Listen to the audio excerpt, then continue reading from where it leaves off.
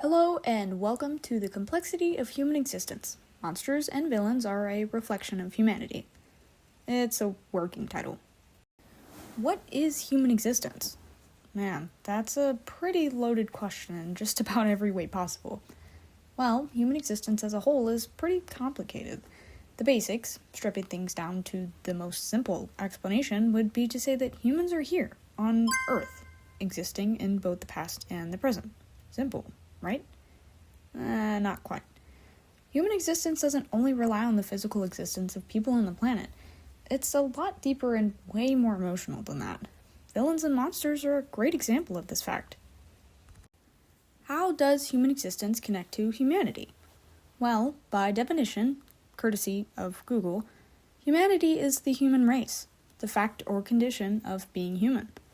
Human nature, human benevolence, and the philosophical components of being human are all tangled together to sum up the word humanity. Human existence has always been compelled to make room for villains or monsters.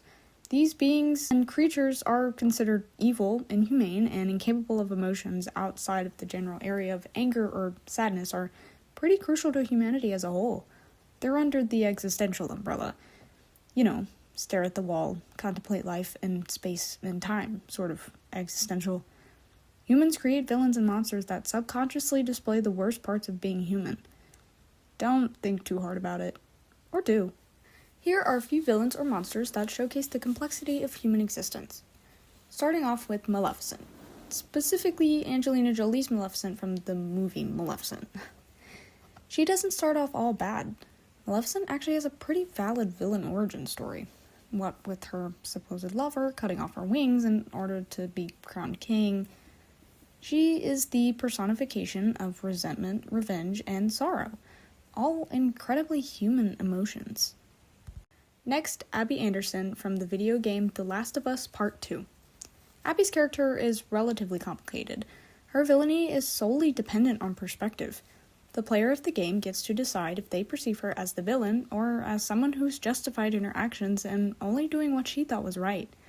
She's the personification of resentment, revenge, grief, and loneliness. Again, all incredibly human emotions.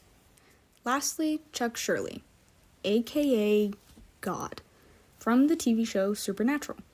Considering this character is literally God, his villainy adds a weird sort of existential, religious contemplation, absurdist layer to everything.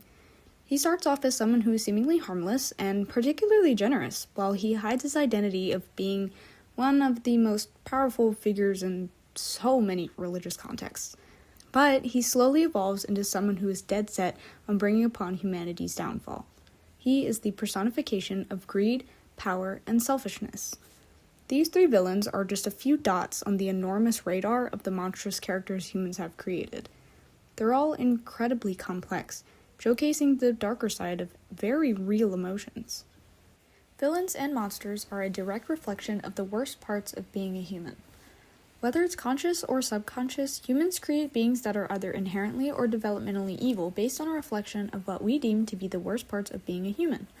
All of those nasty emotions, physical features, or actions that makes a character a villain or a monster are all things that humans tend to avoid. Anger, fear, sadness, inhumane facial features or limbs or body types, murdering, manipulating, stealing, all of these are traits that we give to monsters or villains. And they're all what humanity intentionally stays away from or struggles to face. We know that humans create characters that are usually a reflection of themselves in some way, shape, or form, but do we know why that's the case? Well, there are a few rather complex reasons that humans create villains and monsters. To externalize and process fears, to explain the unexplainable, and to reflect societal anxieties or fears and moral issues. These 3 points are usually the first step in humans creating villainous or monstrous characters. If I had more time, I would dig deeper into the why of my thesis. Why have humans always felt the need to create horror stories and villain stories? Why does establishing a villain or a monster in a story make it more enjoyable? Why are villains and monsters even a thing in the first place? There are too many questions and not enough time or answers. To sum everything up, here are the 3 main points that I stuck with throughout the video. Human existence itself is too complicated to truly put into words. Human existence goes far beyond the physical existence of people. It's emotional and thought-provoking and made up of the way humans see and shape the world. Humans create villains and monsters as a means of reflection. Humans create villains and monsters in either a conscious or subconscious reflection of everything wrong with humanity or being human in general. There is an innate need to put things into words or make them physical. Humans have always had the innate need to explain things. In this case, creating characters that are all bad or only marginally bad is a way of explaining the uncomfortable areas of humanity and morality. Thank you so much for watching. I had a lot of fun making this video, and I really hope it was worth the watch.